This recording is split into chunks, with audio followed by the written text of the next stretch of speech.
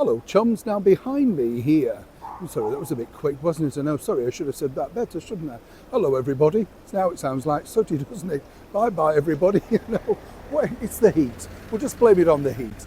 Welcome one and all, and lovely to see you. We'll have a lovely wave. By the way, behind me here is one of London's most prestigious 5-star deluxe hotels, the Connaught, in the very heart of Mayfair.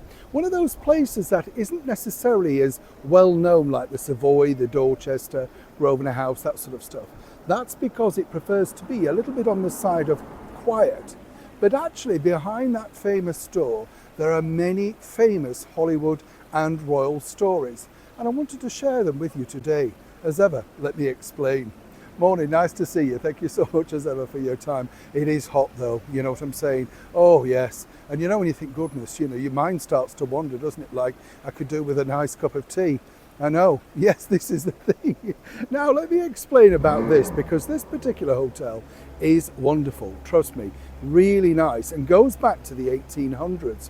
And what was interesting about this from a royal perspective, and people forget this, just how powerful Queen Victoria was, because when they originally opened the hotel, it was Coburg Saxon, and that was the sort of influence of the German money that helped build the hotel.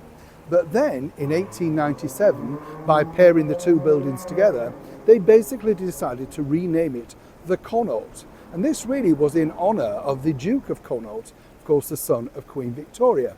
But they had a bigger pitch behind their mind than that, you see.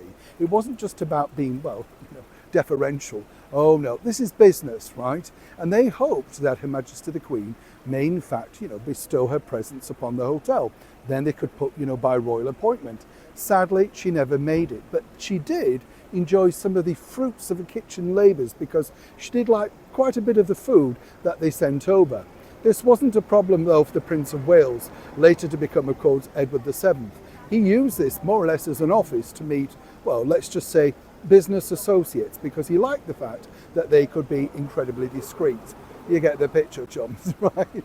And it's only a stone throw away, really, about 5-10 minutes away from Buckingham Palace, so not too far away should he have to be called back for royal duties.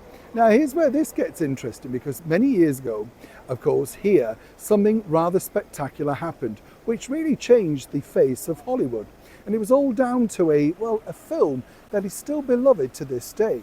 We're talking about the brilliant My Fair Lady, starring, of course, the gorgeous Audrey Hepburn and sexy Rexy, Rex Harrison. But it was here, actually, at this Connaught Hotel, where the whole magic happened. Many years ago, I was lucky enough to meet Nancy Olson. This is, of course, the former wife of Alan J. Lerner. And many years later, I met his final wife, Liz Robertson, who confirmed everything to me. Now, Liz, of course, is a huge, big West End star, appeared in many famous productions, and started life out, actually, as part of a massive dance troupe called The Young Generation. But at this particular point, she was starring, when I interviewed her, and you can see the picture on the screen, as Madame Geary. Yes, the famous Madame from Phantom of the Opera. But in this version, the new extended Love Never Dies. And she basically backed up the story about what happened here at the Connaught Hotel. You see, Alan J. Lerner was staying here, and they were sort of working through the idea. But they liked the idea of casting Rex Harrison. Now, he'd already appeared on the stage in this particular role, so that wasn't a problem. But it was very difficult to convince the studio bosses that Rex could pull off a musical. He wasn't a known singer, wasn't known for his, dexterity on the keys, as it were. But they felt he had something that could help the movie. So they invited him to lunch. He came here and suddenly, he kind of said, well, let me have a think about it. The day after, he came back for another lunch, rather expensive, I might point out, and then said yes, he would be on board. Then they did the musical test, literally in the hotel. And the same piano that they did the test on still remains to this day. You see, Rex decided to move in for the whole duration of the shooting of My Fair Lady in London, right? You've got to admire these people, you know what I mean? They knew how to make sure they get their money's worth. And Rex would have a pianist alongside Alan J. Lerner going through the whole songs. Now, as we all know, Rex sort of, shall we say, spoke in melody with it, right? I think that would be the best phraseology around that. But according to Liz, She said that absolutely everything happened literally inside this hotel to make it a success. So much so that when the film came out, Rex suggested that they had a private screening so that everybody could come along and see it. Of course, this extended his stay. You see what I'm saying? Hollywood stars always know how to get the very best out of everything that they're doing. This hotel also hosted the likes of Cary Grant, according to a source, who often would come down to cook his own bacon in the kitchen because he liked it a certain way. I know that feeling, Cary. And the other thing was that apparently, at one muted idea, the Duke and Duchess of Windsor eyed this particular palatial hotel as a possibility for them to stay in as and when they could return back to the United Kingdom.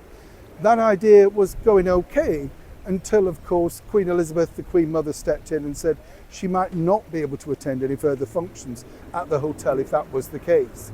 Very quickly, that idea was given the boot.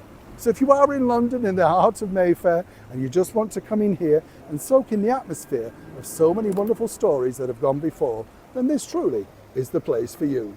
Neil Sean in the very heart of Mayfair.